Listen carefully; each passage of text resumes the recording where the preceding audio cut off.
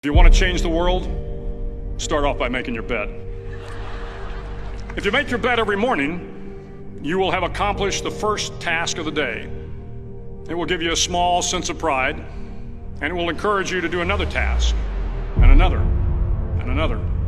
And by the end of the day, that one task completed will have turned into many tasks completed. Making your bed will also reinforce the fact that the little things in life matter. If you can't do the little things right, you'll never be able to do the big things right. And if by chance you have a miserable day, you will come home to a bed that is made, that you made. And a made bed gives you encouragement that tomorrow will be better. To pass SEAL training, there are a series of long swims that must be completed. One is the night swim. Before the swim, the instructors joyfully brief the students on all the species of sharks that inhabit the waters off San Clemente. They assure you, however, that no student has ever been eaten by a shark, at least not that they can remember. But you are also taught that if a shark begins to circle your position, stand your ground. Do not swim away. Do not act afraid.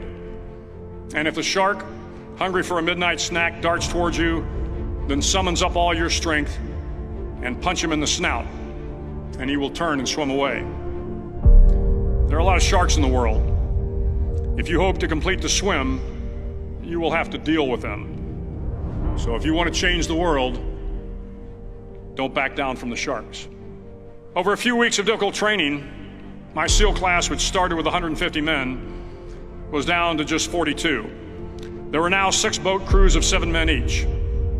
I was in the boat with the tall guys, but the best boat crew we had was made up of the little guys, the Munchkin crew, we called them.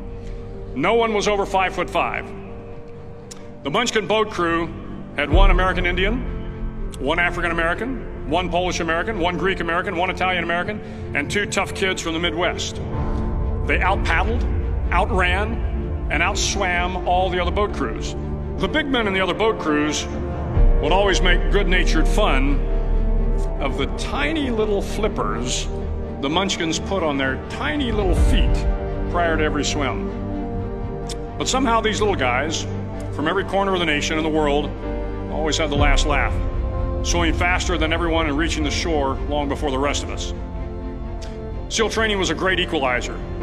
Nothing mattered but your will to succeed, not your color, not your ethnic background, not your education, not your social status. If you want to change the world, measure a person by the size of their heart, not by the size of their flippers. The 9th week of training is referred to as Hell Week. It is 6 days of no sleep, constant physical and mental harassment, and 1 special day at the Mud Flats. The Mud Flats are an area between San Diego and Tijuana where the water runs off and creates the Tijuana Sloughs, a swampy patch of terrain where the mud will engulf you. It is on Wednesday of Hell Week that you paddle down to the Mud Flats and spend the next 15 hours trying to survive this freezing cold, the howling wind, and the incessant pressure to quit from the instructors. As the sun began to set that Wednesday evening, my training class, having committed some egregious infraction of the rules, was ordered into the mud. The mud consumed each man till there was nothing visible but our heads. The instructors told us we could leave the mud if only 5 men would quit. Only 5 men, just 5 men, and we could get out of the oppressive cold. Looking around the mud flat, it was apparent that some students were about to give up. It was still over 8 hours till the sun came up. 8 more hours of bone-chilling cold.